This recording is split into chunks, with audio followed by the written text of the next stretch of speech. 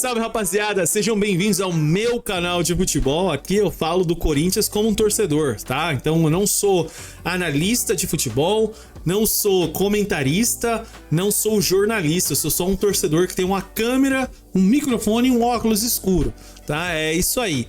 E, rapaziada, hoje o vídeo, o foco do vídeo é falar um pouco do Diego Palacios, né? O que tá acontecendo com esse jogador, minhas especulações como torcedor, porque o time, ninguém sabe te dizer o que aconteceu, ninguém sabe. Pelo menos é o que eu entendo.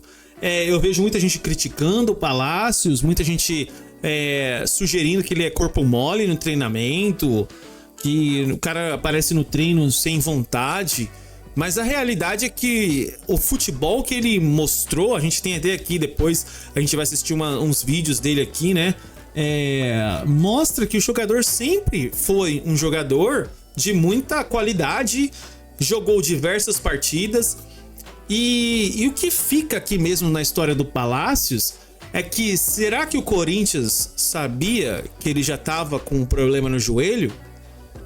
Será que ele foi mesmo contratado já com uma situação crônica e irreparável? Porque a gente tem um vídeo aqui dele que mostra o momento da lesão dele. E o cara não fez nada pra estar aí. Desde que chegou, já vai fazer mais de um ano que o cara não pisa num jogo oficial. E eu me pergunto, né? Será mesmo que o Palacios é pior que o Bidu? Será mesmo que o Léo Maná é melhor que o Palacios? E eu vou mostrar nos vídeos aí só algumas jogadas, né? Pode ser que eu também tenha sido iludido, igual a diretoria do Corinthians, que só vê highlight. Mas enfim, vamos falar do Palacios, né? Mas primeiro, eu quero falar aqui dessa situação do De La Cruz e como a gente vai fazer um link na situação do Palacios, né?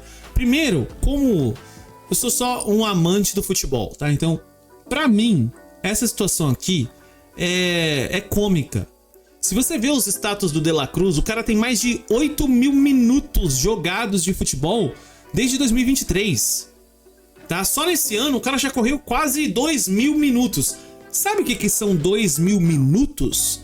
O que você e eu não vai conseguir fazer no resto desse ano. Porque a gente tá falando de uma quantidade absurda de minutos de um cara que tem uma lesão crônica e irreparável. Mas como que isso aconteceu? A ausência do De La Cruz, que ali naquele jogo no Fla-Flu, né? Ele não estava entre os relacionados. Então isso aí acabou provocando um debate num grupo de WhatsApp, beleza? Então os cartoleiros aí, os caras da resenha aí, os caras das antigas, um grande abraço para vocês. Estão sempre ali fazendo uma resenha do jogo, né? Mas é o seguinte, nesse grupo de WhatsApp tinha figuras importantes da política rubro-negra. Até então, normal, não vejo assim um problema, né, dos caras estar na resenha. Mas aí o que acontece? O chefe do departamento médico do clube, José Luiz Runco, se pronunciou no grupo com críticas à contratação do uruguaio, que custou 102 milhões de reais em dezembro de 2023. Então, o médico do clube, né, não sei se ele é torcedor do Flamengo, não sei, vai e solta uma dessa. Mas é pior a forma que acontece. Eu acho incrível. Pro torcedor rubro-negro, isso aqui é um absurdo. Isso aqui meu, que loucura. Vamos protestar. Aqui no Corinthians, rapaziada, isso aqui não é nada. Não é nada. Isso aqui passou. Aqui no Corinthians, isso aqui não é nada. Vocês flamenguistas têm que aprender com a gente que isso aqui não é o mais importante, não. Mas, ó, é isso aqui que aconteceu, ó. Ele tava no grupo lá, né? Flamengo Barra. E ele decidiu interagir lá no fórum. E ele respondeu um integrante lá, né? Falaram, ó, a gente quer um posicionamento, né? A gente quer que um profissional de um clube de futebol do tamanho do Flamengo se pronuncie aqui no WhatsApp. É isso que a gente quer que você faça. E aí o médico, ele responde o seguinte, né? Tem um João aí. Vocês têm que saber quem que é o João. Quem que é o João? Porque o cara já começa com prezado João. É aquele tipo de comentário que você pega num e-mail corporativo. Ó, vocês pegaram a dica? Só assim que você fala numa empresa séria. Prezado, é sempre assim, começa assim, tá? Você aí que tá no CIE aí, é assim que você começa um e-mail, tá bom? Então, prezado João, boa tarde, todo formal ali. Vou tentar passar a situação do De La Cruz. Então, alguém questionou ele num grupo de WhatsApp, ele foi lá e soltou isso aqui, ó. Jogador comprado em outra gestão, sem a menor condição, pois apresenta uma lesão crônica e irreparável no joelho direito e uma lesão também no joelho esquerdo. Como somos bípedes, aí ele vai todo ciência, né? Temos dificuldades de equilíbrio e equilíbrio muscular se algum membro já estiver afetado. Estamos tentando fazer o possível para que ele possa participar, mas é complicado, cara. É difícil, cara. O cara acabou a carreira dele. E aqui no Instagram tem a página Sou Rubro Negro de Coração. Os caras já meteu logo os status do De La Cruz, né? Então, desde 2023, rapaziada, o cara já fez 108 jogos e tem aqui mais de 7.000 minutos jogados. Vocês têm ideia de quanto tempo são mais de 7.000 minutos? É assim, para um jogador sem a menor condição, né, que foi aí o que o médico mandou aí pro João, joga muito. Mas e aí é isso. Então, assim, e o que isso vai ter em conexão com a história do Palácios? É que no Corinthians, parece que a história do Palácios, ela é bastante parecida com essa falsa informação, né? Ou pelo menos, se não for falsa, esse desabafo absurdo do médico do Flamengo. Parece que ele estava mais verdadeiro sobre o Palácios do que o De La Cruz. E eu posso mostrar que o Corinthians sabia dessa história, tá? Mas antes da gente seguir, eu só quero... Olha a fala do Rizek, né, cara? Eu não entendo isso. Aqui os caras estão comentando da situação, né? É claro que tem todo um contexto, né? Essa última fala aí do cara foi absurda. Desrespeitando o jogador, né, cara? Isso é desrespeito, né? Mano, não serve nem pra ser gandula. Essa é a situação do De La Cruz. Aí o cara me mete uma dessa daqui, ó. Esse cara tá inutilizado pro futebol. Inutilizado. Você só contrata ele se quiser fazer alguma coisa que não futebol. Aí é mancada. Ainda que tenha sido na melhor das intenções... Peraí. Ainda que tenha sido na melhor das intenções. Mano, você falou que o cara não tem condição, que o cara sabe, pode ser contratado para nenhum outro tipo de função no futebol. E eu não sei, né, mano? Eu não tava lá pra saber a pauta jornalística, mas em justiça a esse vídeo, né, que é um react com respeito, né, que não dá nem pra ser processado, vem a fala seguinte, né, que ele defende que deveria ter sido privado, e se realmente essa é a situação do De La Cruz, que se resolva, mas não teve boa intenção aí não, irmão. Desculpa, isso aí foi... isso aí foi... O cara que tentou queimar demais o jogador, né? Agora, aqui tá o nosso doutor, né, mano? O cara aí que realmente tem um aspecto bem... que corre 8.000 minutos por ano. Ele corre, sim. Então é isso. Aí vamos lá. Agora que a gente já falou do De La Cruz, que a gente já entendeu um pouco dessa situação, o que isso tem a ver com o Corinthians, né? Na verdade, isso aqui tem muito a ver com o Corinthians. Porque, como eu falei, no Corinthians existe sim essa questão de saber se o Palácios realmente veio bichado ou não. Por que esse cara não consegue jogar? Por que o Palácios não joga?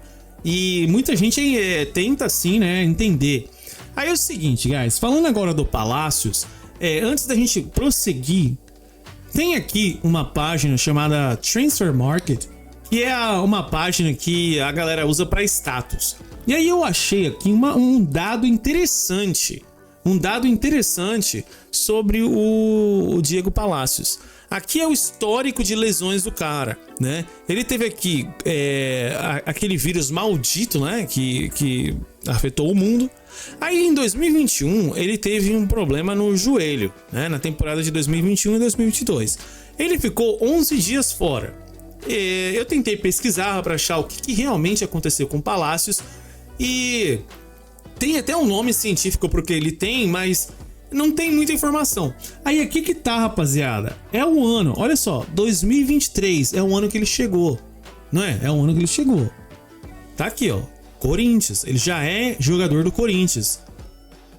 Problema de joelhos, né? Ficou 135 dias afastado. E o Diego Palacios ficou aqui, né?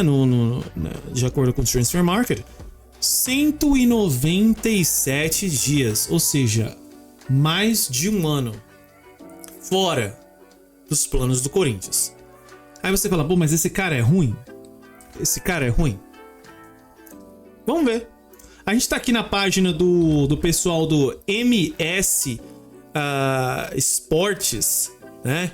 A gente tá aqui na página do MS Sports. E o cara fez uma edit. O cara, ele deve ter abrido um portal e achado essas highlights do Palácios. Mas é um vídeo bem feito. Eu vou até tirar essa música aqui.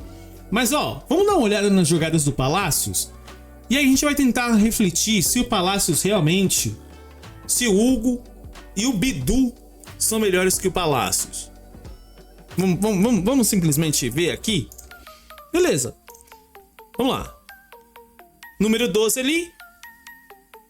Caixa. Tá bom.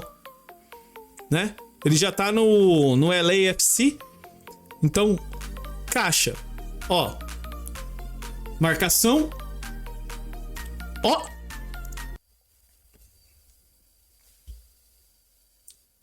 Será que a gente tem laterais que pode fazer isso aí? Não sei. Não sei. Ó. Você vê que o cara sabe o que tá fazendo com a bola. Marca, desarma. A gente não consegue fazer um desarme, né? Cruzamento, assistência. Ó. Eu quero mostrar pra vocês um fundamento que o Palácios tem que no Corinthians não existe. Ele olhou aonde ele ia cruzar. A gente não tem cara que consegue fazer um cruzamento, cara. Aí, né, ele tá ali, ó, camisa 12, acompanhando a jogada. Mais um desarme. Mais um desarme. Número 12, mais um desarme. Olha, salvou em cima da linha. Mais um desarme. Se fosse o Félix Torres ou o Kaká, era gol. Era gol. Passe do meio de campo no meio de dois defensores. É assistência, né? Pegou a bola no meio de campo. Olha o passe que o cara me manda. Mas beleza, vamos lá. Golaço. Ó, lançamento. Olha o lançamento que o cara me faz. A gente não tem cara no Corinthians que consegue passar a bola 10 metros, irmão. Olha isso. Será que o cara desaprendeu a jogar futebol em um ano? Ó. Mais uma. Ele olha. Cruzou.